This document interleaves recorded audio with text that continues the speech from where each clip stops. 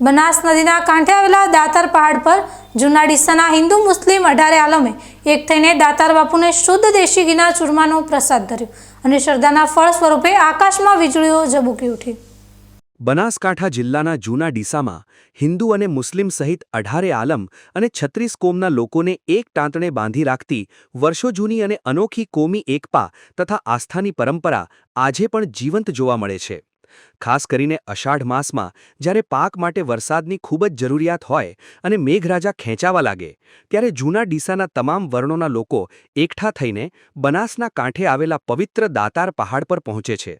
ત્યાં આવેલી દાતાર બાપજીની મજાર પર શ્રદ્ધાપૂર્વક નેજા ધજા ચઢાવવામાં આવે છે અને શુદ્ધ દેશી ઘીમાંથી સ્વાદિષ્ટ ચૂરમાની નિયાજ તૈયાર કરીને બાપજીને ભોગ ધરાવવામાં આવે છે।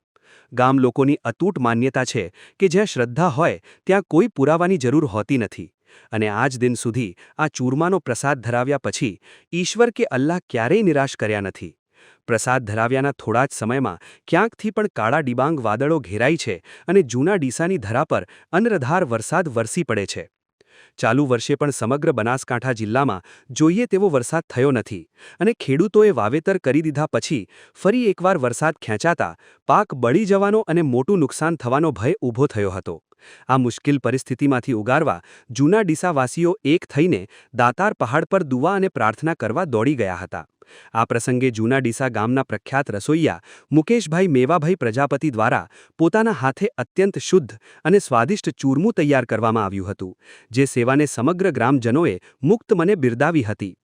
પહાડ પર શ્રદ્ધાળુઓમાં ચૂરમાનો પ્રસાદ વહેંચાઈ રહ્યો હતો તે જ સમયે આકાશમાં વીજળીના ચમકારા થતાં ગામ લોકોની આસ્થા વધુ દ્રઢ બની હતી। આજે જૂના ડીસા ખાતે બનાસ નદીના સાનિધ્યમાં આવેલા દાતાર બાપજીના સાનિધ્યમાં એક અમારે લોટનો પ્રસંગ રાખ્યો છે।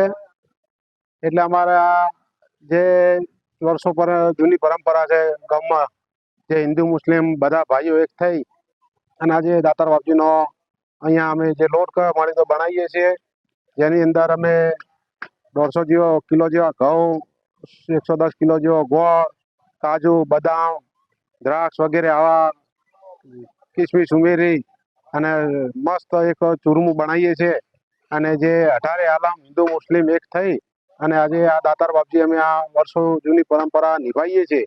અને સાંજે દાતાર બાપજી જે નિશાન ફરી અને દાતાર બાપજીના સાનિધ્યમાં આવે અને ત્યાં જઈ દાતાર બાપજી અમે ચૂરમાનો પ્રસાદ ધરાવી અને બધા હિન્દુ મુસ્લિમ પ્રસાદ લઈ અને દાતાર બાપજીને વિનંતી કરીએ કે બાપજી તમે ભગવાનને માલિકને પ્રાર્થના કરો કે જેથી કરી વરસાદ આવે અને સૌનું કલ્યાણ થાય એવી બધા પ્રાર્થના કરીએ છીએ ગામ લોકો।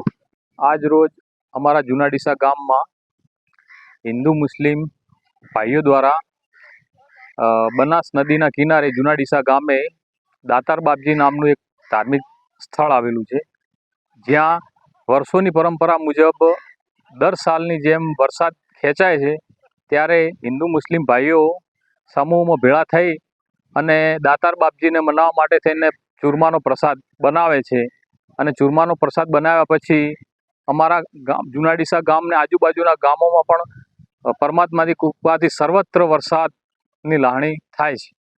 જૂના ડીસાની આ વર્ષો જૂની પરંપરા માત્ર વરસાદ લાવવાનું માધ્યમ નથી, પરંતુ હિન્દુ મુસ્લિમ ભાઈચારા અને અખંડ કોમી એકતાનું એક ઉત્કૃષ્ટ પ્રતીક છે।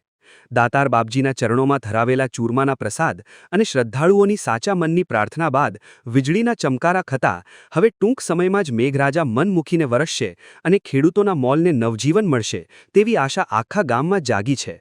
Mahesh Barot, BK news channel, જૂના ડીસા।